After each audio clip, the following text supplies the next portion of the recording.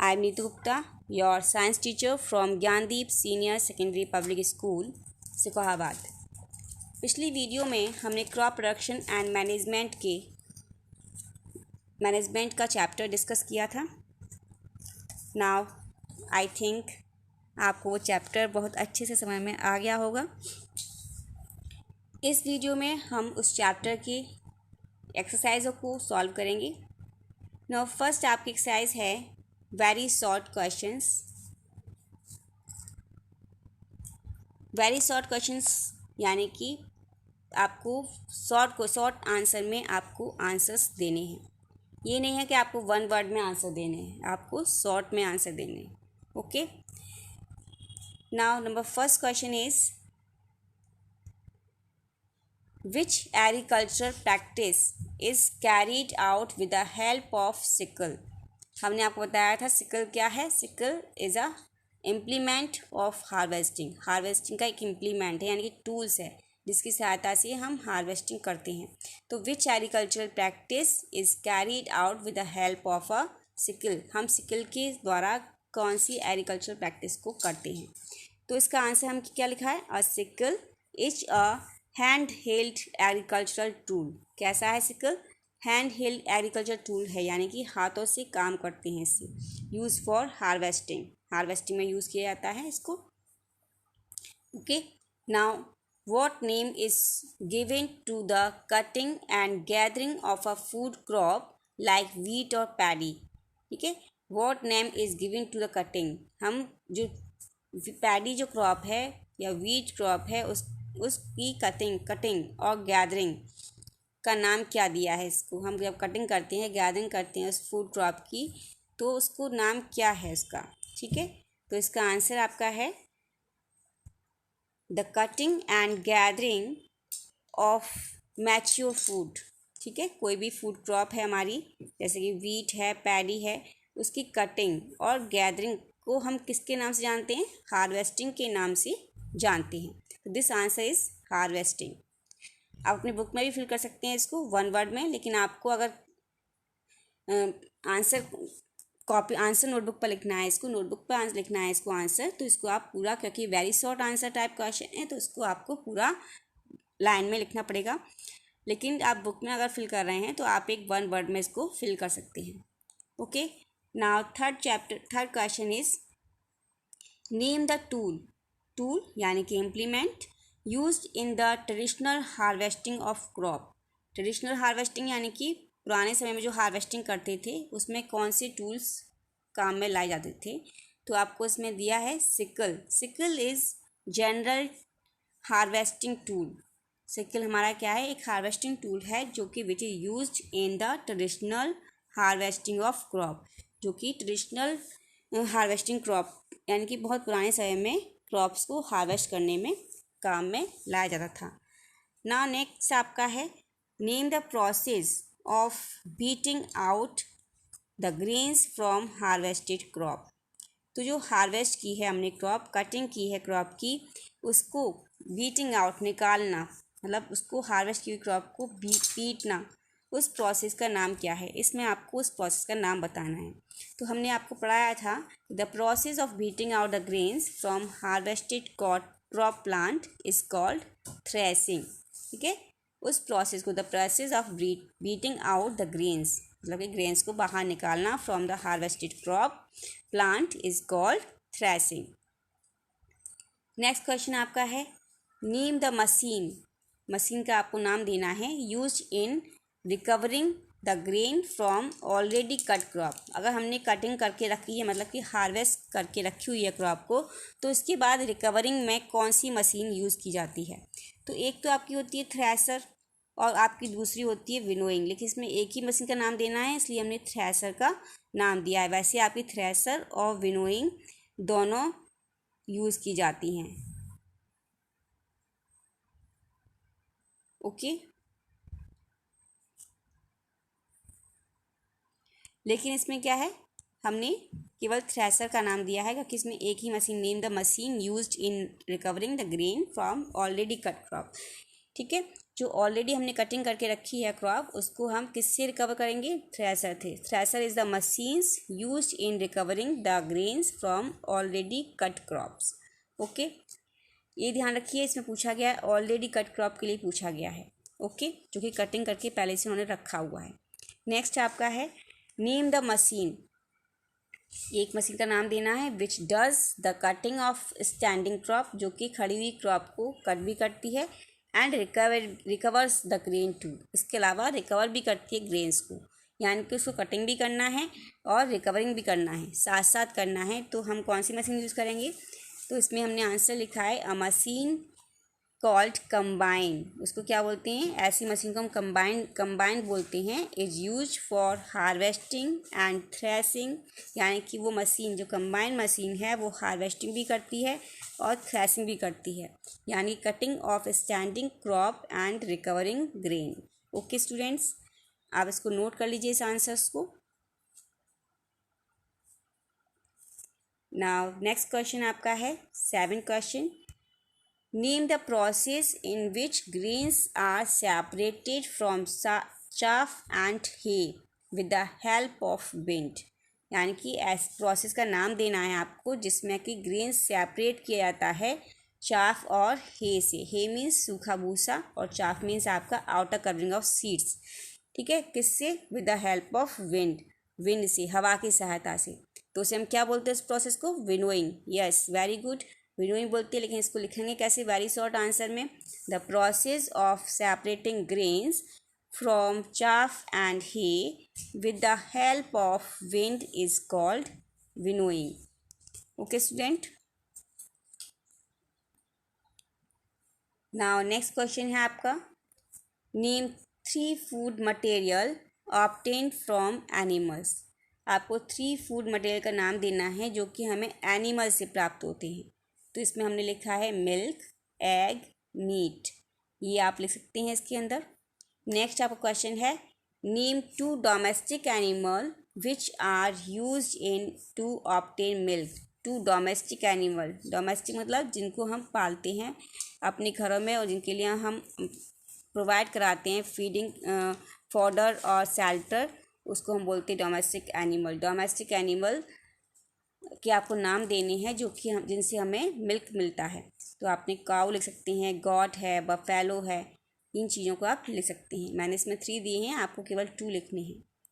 Okay, next आपका है name 1 meat yielding animal and 1 egg yielding animal, यानी कि एक एनिमल का नाम देना है जिससे हमें मीट मिलता है और एक एनिमल का नाम देना है जिससे हमें एग मिलता है। तो इसमें हमने लिखा गॉट, गॉट जो कि मीट यील्डिंग एनिमल है, और दूसरा आपका हैन, हैन आपका एग यील्डिंग एनिमल है। ओके, नेक्स्ट आपका है name an animal food obtain from insect. Insect से मिलने वाला एक एनिमल फूड आपको बताना है। और of you know very well, Honey, Honey is an animal food obtained from insects called बीज। हनी किससे मिलता है हमको? बी से मिलता है, मधुमक्खियों से मिलता है। Okay, now next question is what name is given to that branch of agriculture. Agriculture की ब्रांच का नाम बताना है आपको which deals with feeding, shelter, health and breeding of domestic animal, जिसमें कि डोमेस्टिक एनिमल की फीडिंग, शेल्टर, हेल्थ और ब्रीडिंग के बारे में बताया जाता है। तो वो आपकी एग्रीकल्चर का नाम क्या है? Animal husbandry. इसको कैसे लिखेंगे हम? The branch of agriculture which deals with feeding, shelter, health and breeding of domestic animal is called animal husbandry. Right कर लीजिए इस क्वेश्चन को आप, इस आंसर को।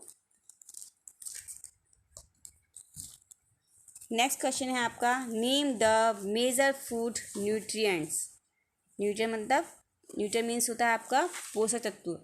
आपको मेजर फूड न्यूट्रिएंट्स बताने हैं प्रोवाइड बाय फिश, जो फिश से प्राप्त होता है। तो फिश से प्रोवाइड, आप तो एक तो आप लिख सकते हो ऐसे कि मेजर फूड न्यूट्रिएंट्स आपका क्या होता है? प्रोटीन होता है। तो प्रोटीन प्रोवाइडेड आप लिख सकते हैं we get protein from fish. ठीक है, आप ये भी लिख सकते हैं we get cod liver oil from fish. Fish से हमें लिवर ऑयल मिलती है जो कि which is rich in vitamin A, vitamin D and protein, जो कि प्रोटीन में रिच होती है।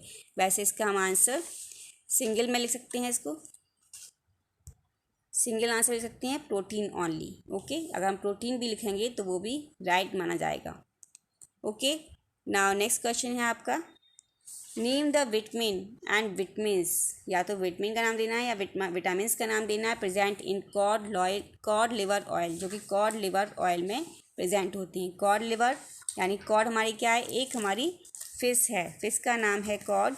तो कॉड की लिवर की जो ऑयल से जो विटामिन मिलते हैं उनका नाम आपको इसमें देना है विटामिन ए और vitamin D.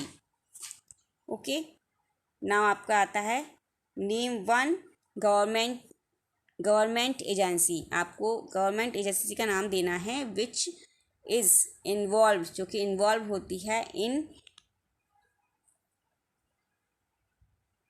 Procuring food grains, ठीक है, like wheat and rice from farmers and storing them properly.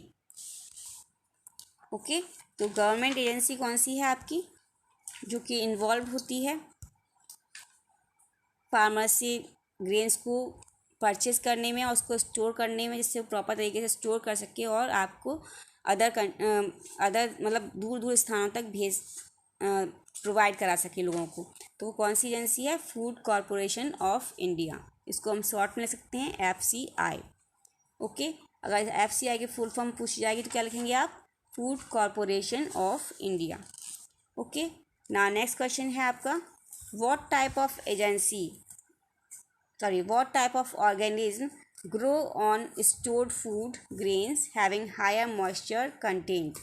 ठीक है, किस तरह के ऑर्गेनिज्म उत्पन्न हो जाएंगे अगर फूड ग्रेन्स में, जो हमारे अनाज है उसमें मॉइस्चर रह जाए बहुत ज़्यादा मात्रा में, तो क्या होगा, वो ख़राब हो जाएगा, उसमें फंगस लग जाएगी, मोल्ड्स लग जाएगा। तो फंगस और मोल्ड्स हमारे क्या हैं, माइक्रो ऑर्गेनिज्म हैं। तो ऑर्गेनिज्म कैसे लिखेंगे हम इस आंसर को, organism like fungus and moulds grow on stored food grains having higher moisture content. Okay students, write down this answer on your notebook. Now next question is, which crop is generally grown between two cereal crop in crop rotation to restore the fertility of soil। तो कौन सी crop, which crop, कौन सी crop हम generally grow करते हैं between two cereal crop, दो cereal crop के बीच में, crop rotation के अंतर, जिससे कि हमारा जो रिस्टोर हो जाए उसकी सॉइल की फर्टिलिटी, मतलब सॉइल की फर्टिलिटी फिर से रिजनरेट हो जाए। हम कौन सी क्रॉप को ग्रो करते हैं, तो इसमें दिया गया है लेग्यूमिनस क्रॉप। लेग्यूमिनस क्रॉप जैसे कि आपकी पीज हैं,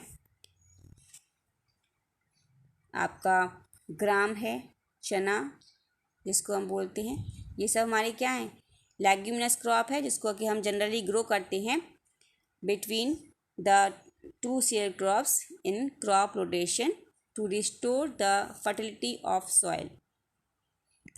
ना नेक्स्ट आपका आता है, state one advantage of growing a leguminous crop between two cereal crops. तो इसका एडवांटेज क्या है, अगर हम लेग्यूमिनस प्लांट को दो सीरियल क्रॉप के बीच में ग्रो करा रहे हैं तो इसका एडवांटेज क्या है, उसके बारे में आपको बताना है। तो rotation of crop and in the same field, अगर हम फील्ड में रोटेशन कराते हैं क्रॉप का, तो रिप्लेनिश, मतलब उसकी जो सॉइल की जो फर्टिलिटी है वो रिप्लेनिश हो जाती है with nitrogen naturally and increases the soil fertility, और सॉइल की जो फर्टिलिटी है वो बढ़ जाती है। ओके, तो हम इसको लिखेंगे इस तरह से, rotation of crop leguminous and non leguminous crops in the same field replenishes the soil with nitrogen naturally and increases the soil fertility. Okay, write down this answer on a notebook. Now next question is, name the nitrogen fixing bacteria name the nitrogen fixing bacteria, आपको nitrogen fixing bacteria का नाम देना है present in root nodules of leguminous plant, जो कि leguminous plant की root में उपस्थित नोड्यूल्स में रहते हैं। उनका नाम क्या है? Rhizobium bacteria. Okay, rhizobium bacteria. Now next question है आपका, विच एग्रीकल्चरल प्रैक्टिस, कौन सी एग्रीकल्चरल प्रैक्टिस कम फर्स्ट, पहले कौन सी जब हम कोई भी क्रॉप का प्रोडक्शन कर रहे हैं तो कल्टीवेट कर रहे हैं तो हम कौन सी एक्टिविटी को हम पहले करेंगे, हार्वेस्टिंग को या वीडिंग को? हार्वेस्टिंग हमारी कब की जाती है? जब हमारी जो क्रॉप है वो मैच्योर हो जाती है, पक कर तैयार हो जाती है, तब हम उसको हार्वेस्टिंग करते हैं। लेकिन वीडिंग कब करते हैं? जब हमारी सीडलिंग्स बड़े हो जाते हैं तब हमको पेस्टिसाइड पेस्ट से, इंसेक्ट से बचाने के लिए हम उसमें वीडिंग करते हैं। तो हमारी पहली प्रैक्टिस कौन सी होगी इन दोनों में से, हार्वेस्टिंग और वीडिंग में से? वीडिंग प्रैक्टिस हम पहले करेंगे। Okay, now next is which is the first step in the cultivation of a crop? Cultivation of crop यानी कि क्रॉप हम जब उगा रहे हैं, ग्रो करा रहे हैं, तो उसका फर्स्ट स्टेप कौन सा था हमारा? ध्यान याद करिए अपना, हमने कौन सा फर्स्ट स्टेप बताया था? Preparation of soil. Okay students, now next question is for what purpose is a हो यूज्ड? हो हम कब, किस पर्पस, किस उद्देश्य से यूज़ करते हैं? तो हो is used for removing weeds, हम वीड्स को रिमूव करने में, loosening the soil, loosening and turning the soil, turning मतलब सॉइल को उलटना पलटना, उसमें हम इसको हो इम्प्लीमेंट को यूज़ करते हैं। ओके, तो हम इसको लिखेंगे इस तरह से, hoe is used for removing weeds, loosening and turning the soil. Now next आपका आता है name the implement used in sowing, हम सीड को सो करने में कौन सा इम्प्लीमेंट यूज़ करते हैं? तो the implement use for sowing is a seed drill.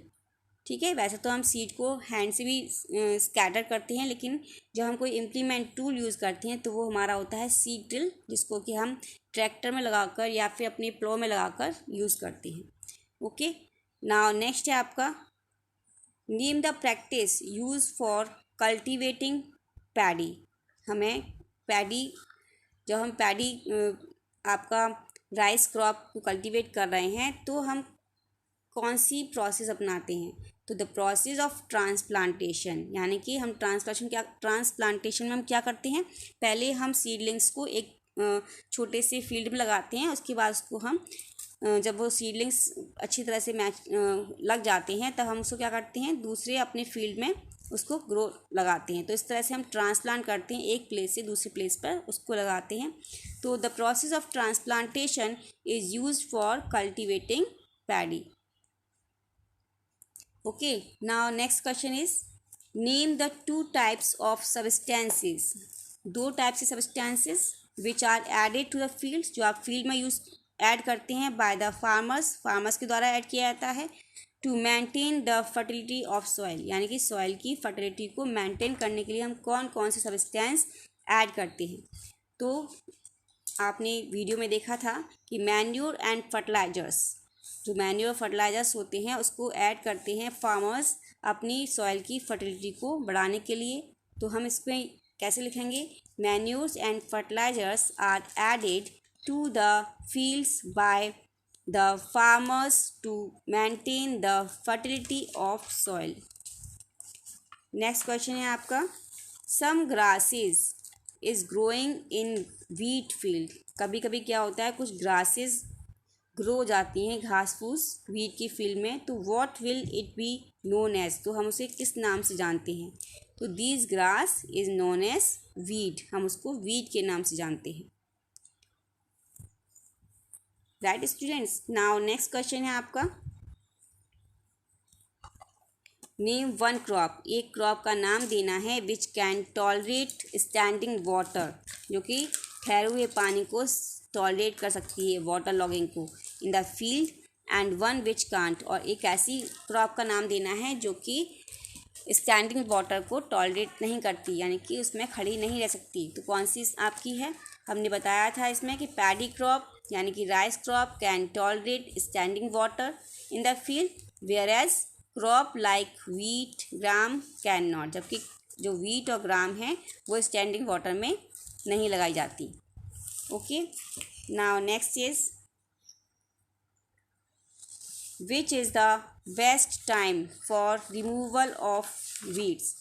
तो वीड्स को निकालने का सबसे बेस्ट टाइम कौन सा होता है, यानी कि वीड्स जो हमारी लगाती हैं जो कि कम्पीट करती हैं हमारे क्रॉप्स को, उनको हम हटाते हैं, तो उसको रिमूव करने का सबसे बेस्ट टाइम कौन सा होता है। तो the best time for removal of weeds is before they produce flowers and seed. जब ये तब होता है जबकि उनमें फ्लावर्स और सीड्स ना आए हुए हों, यानी कि फ्लावर्स और सीड्स के आने से पहले हम उनको रिमूव कर देते हैं और उसको हमें अपरूटेड करना पड़ता है, यानी कि जड़ के साथ उखाड़ना पड़ता है। अगर जड़ के साथ नहीं उखाड़ेंगे उसे तो वो फिर से रीजनरेट हो जाएंगी। Okay, now name 2 method of irrigation with consume water. Conserve water यानी कि जो हम वाटर है इरिगेशन में जो वाटर हम करते हैं, देते हैं क्रॉप्स को, तो उसके मेथड आपको बताने। नंबर फर्स्ट आपका है स्प्रिंकलर सिस्टम एंड दूसरा है आपका ड्रिप सिस्टम। नाउ हम आते हैं फिलिंग द ब्लैंक्स पर। Fill in the following blanks with the correct answer. आप करेक्ट आंसर में फिल करना है। फर्स्ट आपका है the same kind of plants grown and cultivated on a large scale. जब हम सेम काइंड के प्लांट्स को ग्रो कराते हैं किसी लार्ज स्केल पर, एक प्लेस पर, ठीक है, तो उसे हम क्या बोलते हैं, crop. Okay, now the first step before growing crop. जब हम क्रॉप को ग्रो करा रहे हैं तो हमारा फर्स्ट स्टेप कौन सा होता है, preparation of soil. Write down this answer.